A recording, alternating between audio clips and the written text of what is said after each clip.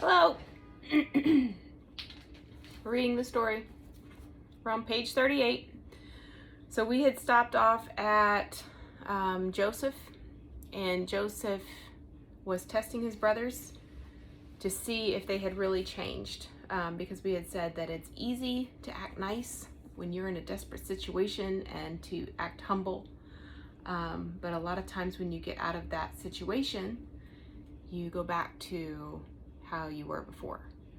And actually that's why a lot of times the Lord has to take us through many hard situations to teach us how to act humbly, to walk humbly before Him. Okay, so Joseph had just said, because he had hidden the cup in Benjamin's bag, and he said, "Far be it from me to do such a thing." He said, "Only the man who is found to have the cup will become my slave. The rest of you go back." And who was the one he hid it in? Benjamin's. And now Judah is speaking, and he is talking to Joseph. He said, "Pardon your servant." He's saying, "Pardon me, pardon my servant." Oh no, yeah, he said, "Pardon your servant, my lord. Let me speak a word to you." He said, "Don't be angry with your servant, though you are equal to Pharaoh himself. Your servant, my father, said to us." So he's calling his father also Joseph's servant. You see how they're really pouring it on. They're all his servants, even though they don't even live in Egypt. So they're not really his servants.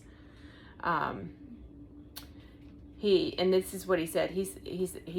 So Judah is saying, "Our father told us, 'You know that my wife bore me 2 sons. One of them went away from me, and I said, he has surely been torn to pieces, and I have not seen him since. If you take this one from me too, and harm comes to him, you will bring my gray head down to the grave in misery." So Judah is telling Joseph, "My father told me I only had 2 sons by Rachel, my favorite wife." Shouldn't have a favorite wife. Shouldn't have 2 wives. And he also tricked him, so the person also tricked him so he wouldn't have 2 wives in the beginning. He only have 1 wife. That's true. He was tricked into marrying Leah. But once he married Leah, he should have just said, "Well, that's God's will for me," and not try to get 2 wives. Anyway, but now he doesn't want to lose both Benjamin and Joseph, the only sons of his favorite wife. So he's telling Judah all of this. And now Judah is telling Joseph what their father Jacob had said. So this is what Joseph has said. Again, Jacob, Joseph's father, is saying, "So now the boy is not with us." Oh, okay. Whew, this is confusing. I'm sorry. This is now Judah speaking to Joseph. "So now, if the boy is not with us when I go back to your servant, my father, and if my father, whose life is closely bound up with the boy's life, sees that the boy isn't there, he will die. Your servants will bring the gray head of our father down to the grave in sorrow. Your servant guaranteed the boy's safety to my father." So he's saying, "I guaranteed the boy's safety. I said to my father, if I do not bring him back to you, I will bear the blame before you, my father, all my life." He's still speaking to Joseph. He said, "Now then, please let your servant remain here as my Lord's slave in place of the boy, and let the boy return with his brothers. How can I go back to my father if the boy is not with me? No. Do not let me see the misery that would come on my father." Then Joseph could no longer control himself before all his attendants, and he cried out, "Have everyone leave my presence." So there was no one with Joseph when he made himself known to his brothers, and he wept so loudly that the Egyptians heard him. Please stop messing with that door. Sorry, it's closing it. And Pharaoh's household heard about it. Joseph said to his brothers, "I am Joseph. Is my father still living?" But his brothers were not able to answer him because they were terrified at his presence. Then Joseph said to his brothers, "Come close to me." When they had done so, he said, "I am your brother Joseph, the one that you sold into Egypt.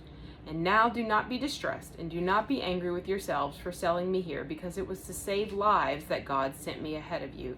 For 2 years now there has been famine in the land, and for the next 5 years there will be no plowing and no reaping. But God sent me ahead of you to preserve for you a remnant on the earth and to save your lives by a great deliverance.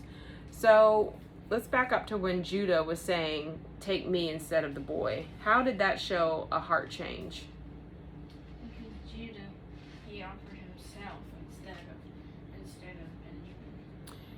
He was willing to let himself be a slave in Egypt forever, or even die in Egypt, rather than have his father's other favorite son, even though that's a little hurtful to Judah, right? Because Judah is his son also. And Jacob has made it known, I would rather you die, Judah, than this boy Benjamin, because he is my favorite son of my favorite wife now, because Joseph is gone. And also, I think that's why in Judah, since it was through Judah's family line that Jesus came. Oh, that's a good point. That's true. Wait, through Judah's family line? Jesus is called the Lion of Judah because it's through Judah's line that first King David and then Jesus was born. Okay, so let's see here. So we see Judah laying down his life for Benjamin's. Joseph couldn't, oh wait, we did that already. So Joseph is still speaking. So then it was not you who sent me here, but God. He made me father to Pharaoh, lord of his entire household and ruler of all Egypt. Now hurry back to my father and say to him, this is what your son Joseph says. God has made me lord of all Egypt. Come down to me and don't delay. You shall live in the region of Goshen and be near me, you, your children and grandchildren, your flocks and herds, and all you have. I will provide for you there, because 5 years of famine are still to come. Otherwise, you and your household and all who belong to you will become destitute. So this is when he's saying everybody is going. Everybody, the servants, the animals, the children, the grandchildren, all the people in the household are going. And this right here is the beginning of the nation of Israel, because they're not actually called Israel until they get into Egypt. That's when the first time that you hear them, the nation, called a nation of... Is that how they got turned into slaves? Yes, getting into Egypt, yes. We'll see that. We'll see that in a little bit. But they won't be slaves at first. They come to Egypt and they live very well. As long as Joseph is alive and he's the ruler he rules all of Egypt except for Pharaoh is above him. But when Joseph dies, and then the next Pharaoh comes, the next Pharaoh forgets, and then they turn the Israelites into slaves. But we're not there yet. So Joseph is still speaking, having a long speech here. You can see for yourselves, and so can my brother Benjamin, that it is really I who am speaking to you, Joseph. Tell my father about all the honor accorded me in Egypt and about everything you have seen, and bring my father down here quickly.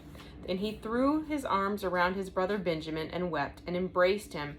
And Benjamin embraced Joseph, weeping, and he kissed all his brothers. I guess Joseph did. Joseph kissed all his brothers and wept over them. Afterward, his brothers talked with him.